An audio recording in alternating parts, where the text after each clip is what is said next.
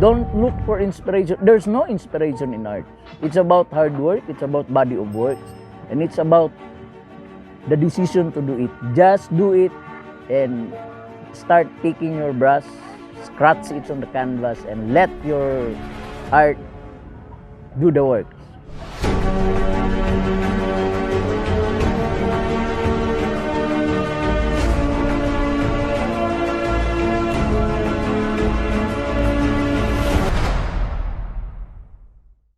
I'm ERLOW TALATALA. I'm a visual artist of Malaybalay, City, Bukidnon. I graduated as an agriculturist and I used to work in a bank for 14 years. But presently, I'm a full-time artist of Malaybalay, and I also do curatorship. I also do book writing, poem writing, songwriting, and singing.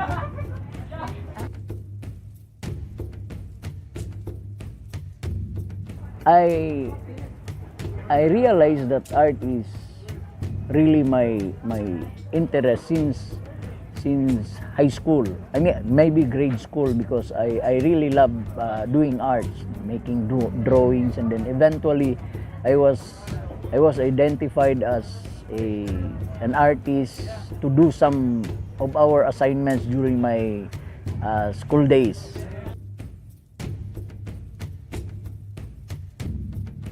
Actually, I'm a self-learned artist, but presently I'm engaging trainees with the National Culture and Arts, and then I also gone through songwriting workshop under Joey Ayala, and of course personal research and actual experiences.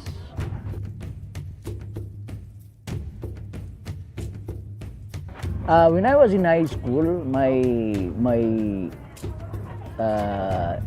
inspiration really is the late Mr. Odon Reyes. He's my art teacher and practical arts teacher, and then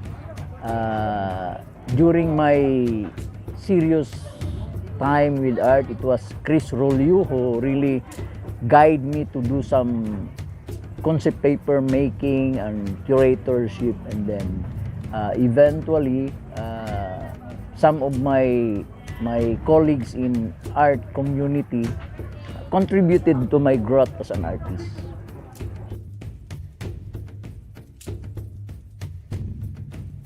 I was influenced by Jackson Pollock and Paul Klee, and then locally Vic Barreto.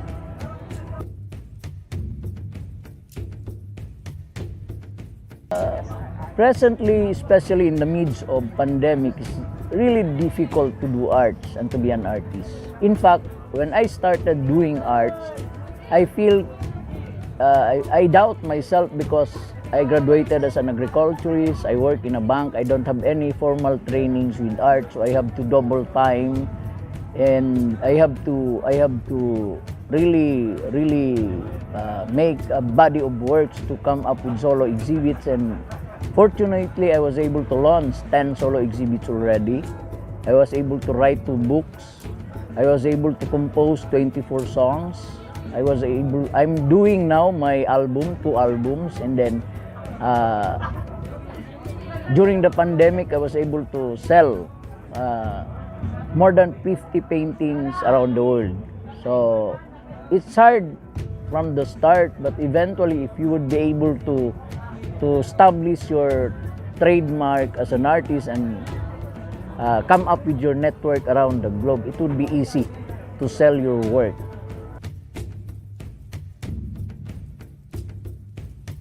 Basically, I'm a surrealist, I'm a contemporary artist, I'm a conceptual artist. So I prefer to address present issues and dialogue with my audience rather than box myself to the skills and beauty of my works. So I prefer to present my work with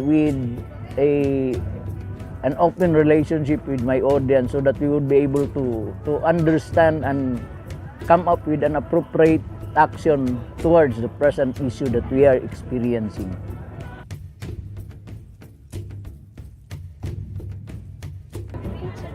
Well, I look around. I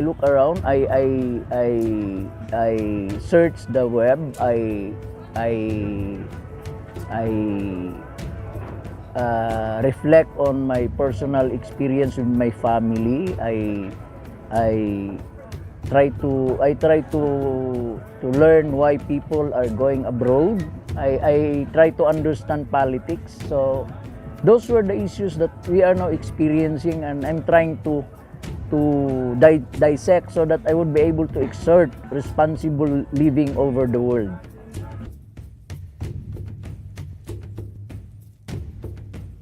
Well, the challenges is to continue to educate the community, especially Malay-Balay, so that we would be able to come up with a matured art community, because as an artist, we need support from our community. We need support from our family. We need support from our politicians. But sad to note that they don't understand what we're doing. They don't see the relevance of these things, and sometimes they don't even understand us. So it's very important that we could come up with a dialogue with the audience and the community, so that the community will understand that art and development is a twin brother.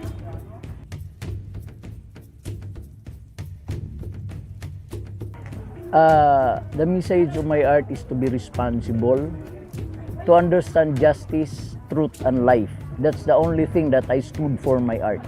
It's about being responsible, being truthful, fight for justice, and protect life.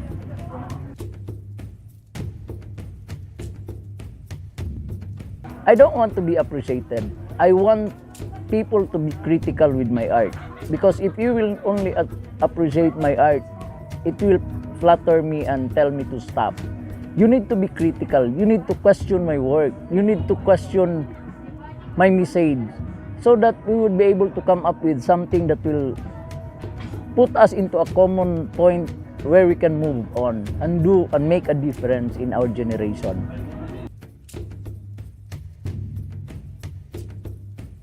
I have also my album in my Facebook account, ERLOW TALATALA, and I have a personal gallery in my residence, the Master Zone Art Space. So you can visit me all along to see my works. And actually, during the pandemic, I find it very difficult to do arts because of the very expensive materials. No? So what I did is I made my concepts into a music. That is why I was able to come up with 24 original compositions, and I'm doing an album now. So I'm doing 2 albums already.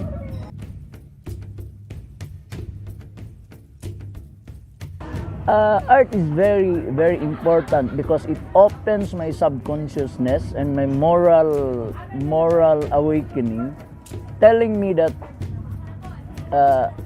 art is the most effective tool and gift of the Lord, so that we could voice out His will into this world and appreciate things, should it be beautiful or ugly, so that we would be able to understand His message for us, His purpose for us, and His assignments on us to bring more souls to His kingdom.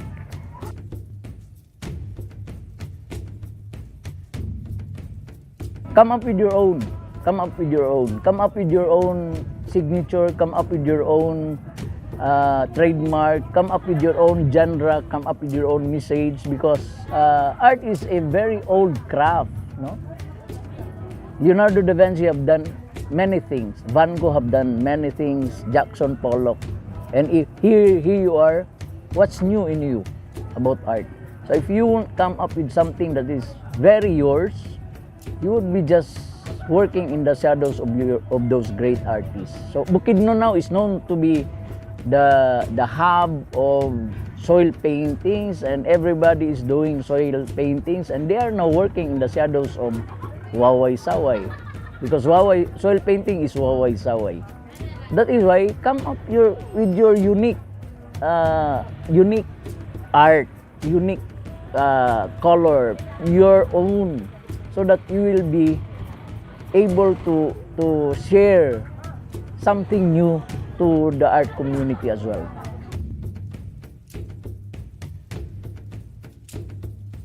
Just do it. Just do it.